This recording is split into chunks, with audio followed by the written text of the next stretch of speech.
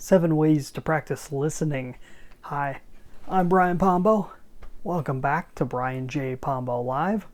Tonight, I wanted to bring up a little point that I found in this great book, How to Have Confidence and Power in Dealing with People by Les Giblin. This comes from chapter 9. It's all about listening. Now, this has a lot to do with business because you're going to have to listen to your customer at some point. If you're going to want to take your business to the next level, you got to know what else your customer thinks, what else they're interested in, what else do they want out of life, and be able to communicate better with them, be able to bring them more of what they want, and that's how you can make things go to the next level in your business. It's a big part. Now, a lot of this applies to one-on-one situations, but it also applies on a large scale in terms of if you're dealing with a faceless audience that's out there purchasing something off of your website. Okay, it's the same deal.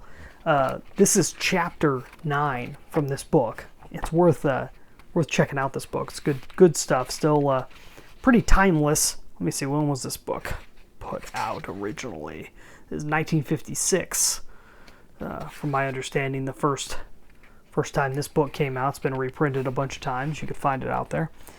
This is chapter 9, and Oliver Wendell Holmes was quoted as saying, "To be able to listen to others in a sympathetic and understanding manner is perhaps the most effective mechanism in the world for getting along with people and tying up their friendship for good.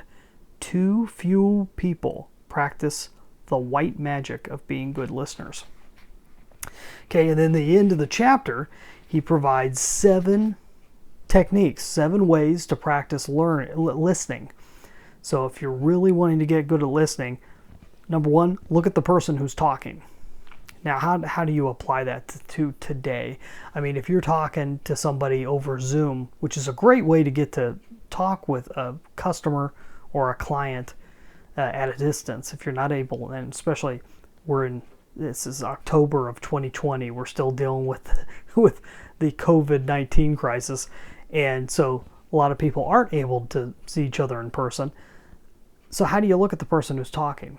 If you're on any type of video chat like Zoom or Skype or what have you, FaceTime if you've got iPhones, look at the camera. I know a lot of people don't get this.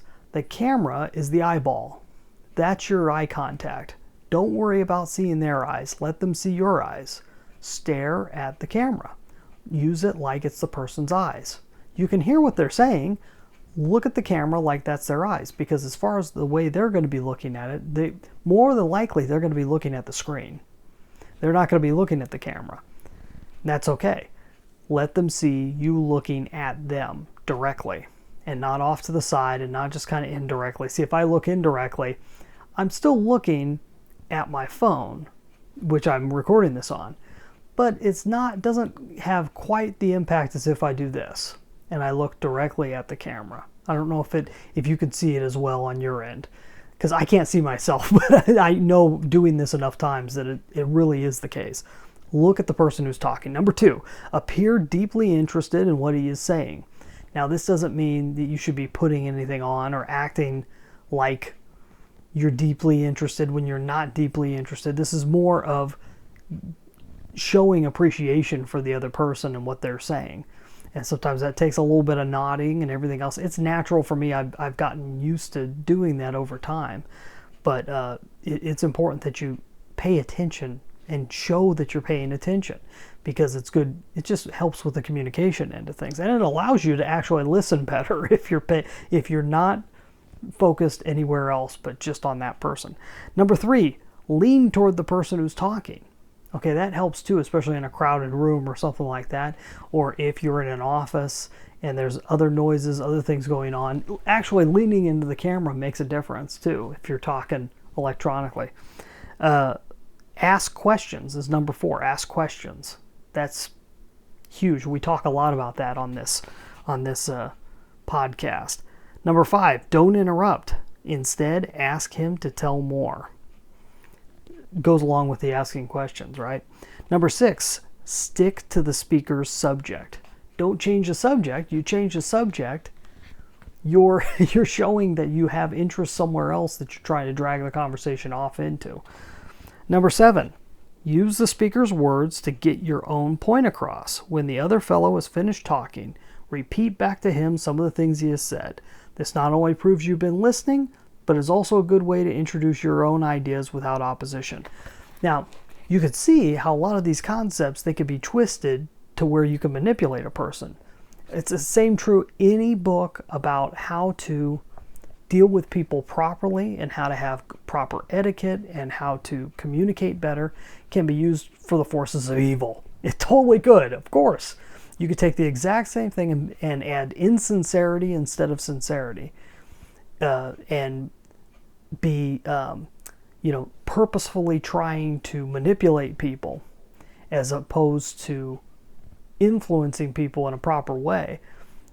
You take that in the wrong direction, it can happen. You take these same 7 rules and be able to take it the wrong way. Don't, though. Don't. Just do the right thing. Practice these. I'm hoping I'm talking to your better angels, and practice these in a good way that'll help bring value to both you and your customer. And if you're listening to them, I'll tell you what, no one else is, and they're going to appreciate it. If you'd like more tips on how to be able to take your business to the next level, check out my book, 9 Ways to Amazon-Proof Your Business. You get a free copy at AmazonProofBook.com. AmazonProofBook.com.